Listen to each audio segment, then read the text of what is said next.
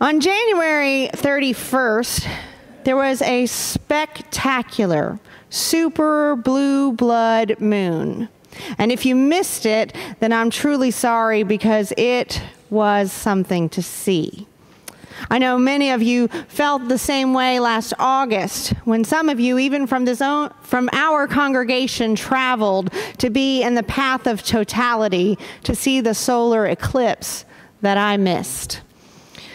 And while I didn't get to see the eclipse from a location in the path of totality, I did rush home so that I could watch it on the evening news. And it was so much fun just to listen to the people who were there describe what it was like to see something like that. One eclipse watcher, Fred Espinac, described it like this, and I want you to reserve your judgment about what he said and just try and absorb it.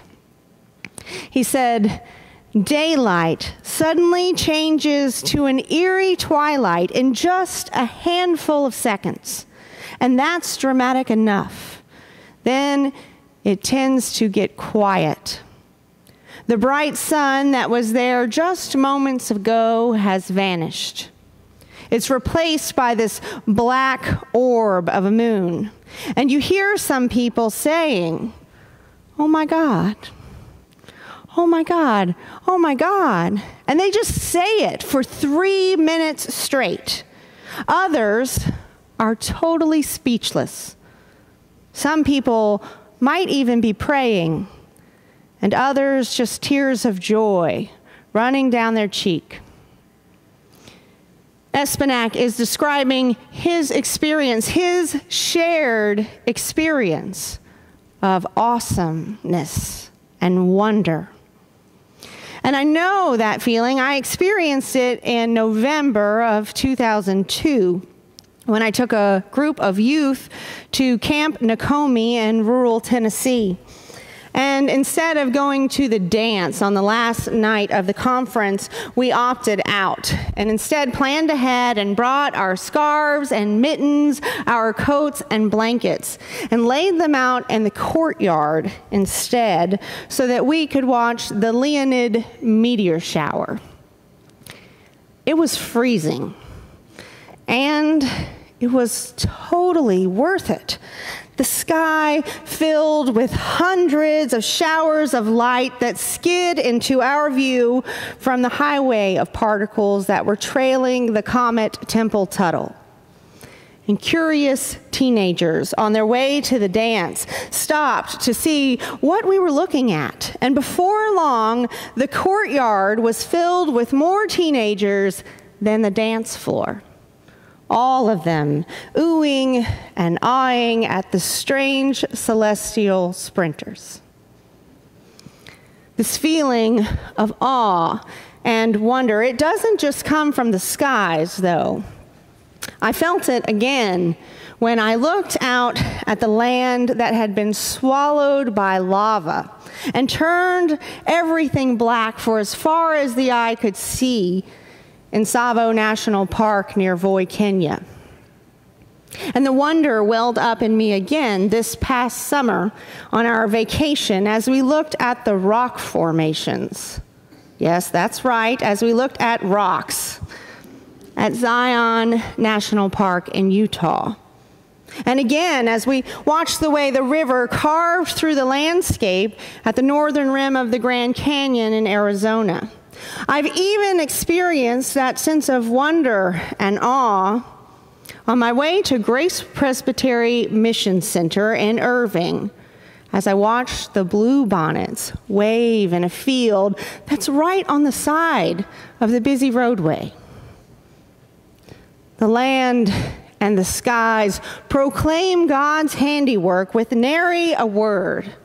They can fill us with a sense of awe and wonder and amaze us with their knowledge of God, and yet we don't read or hear or comprehend a single word that they proclaim. And what a testimony. I mean, nature is a preacher's preacher. If only people could take our cue from nature, this world would be full of so much wonder.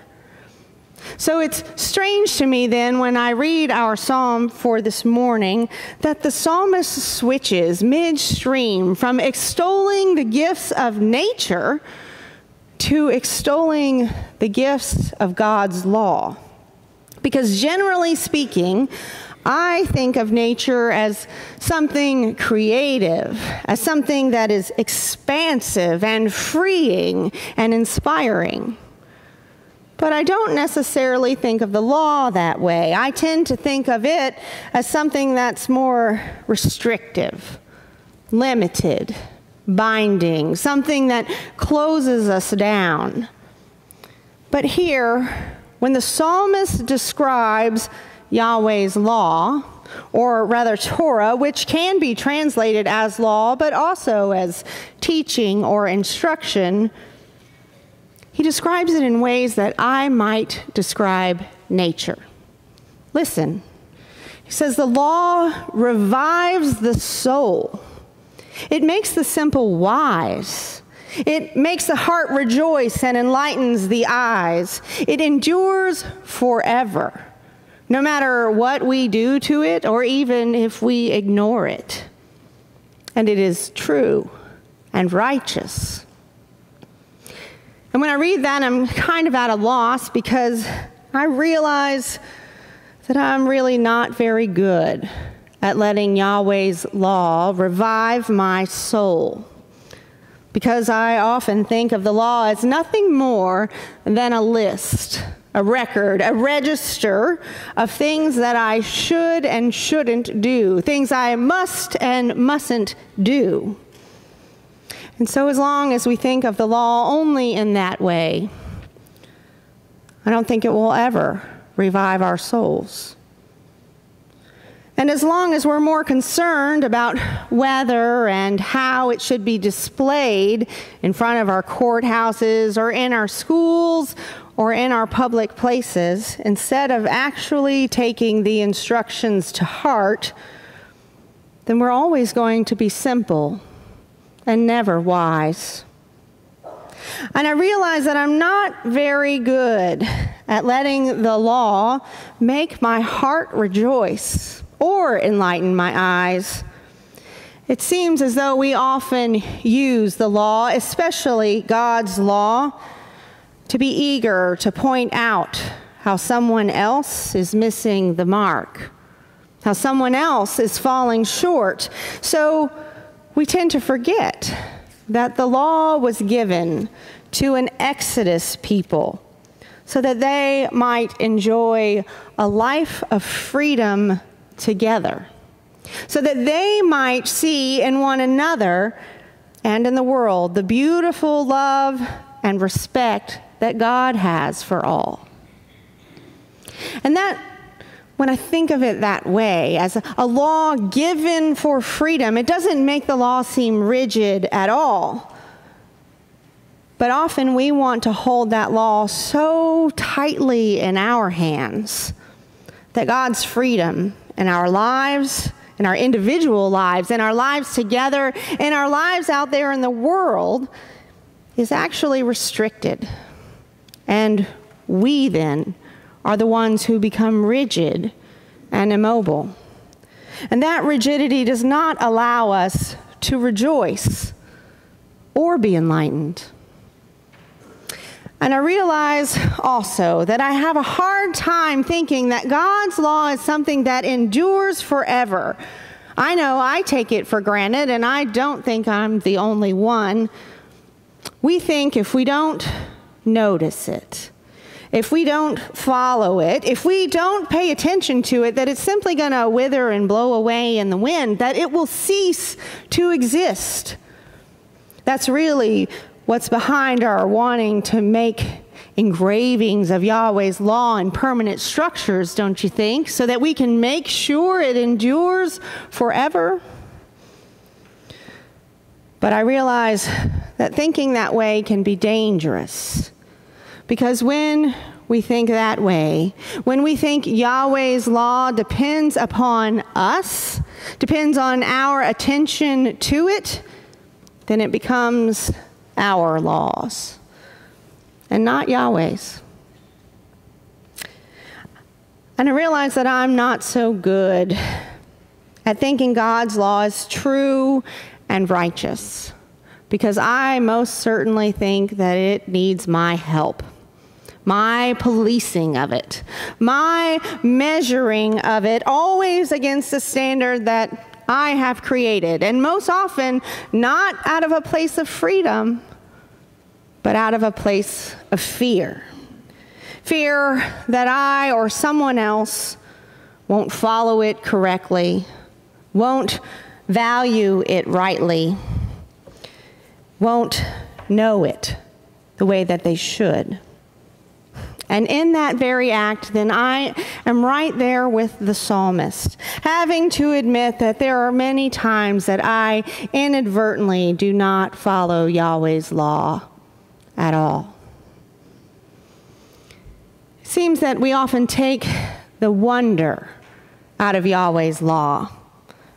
We often don't think of Lent as a time when we should wonder, a time when we should be in awe of God's creation and of the ways that God has given us to live our lives of faith together. We often view Lent only as a time to double down, buckle up, and be better at following the law than we are all the rest of the year round. But as I read Psalm 19 this morning again, I can't help but wonder that maybe we've got that wrong. Perhaps the psalmist begins with the language of nature so that we might remember to live lives of wonder, knowing that God's instruction is always going to be something that revives our souls, that makes the simple wise, that makes our hearts rejoice and enlightens our eyes so that we can experience with everything in our being what is true and what is righteous and what endures forever. Let the words of my mouth and the meditation of my heart be acceptable to you, O Lord, my rock and my Redeemer.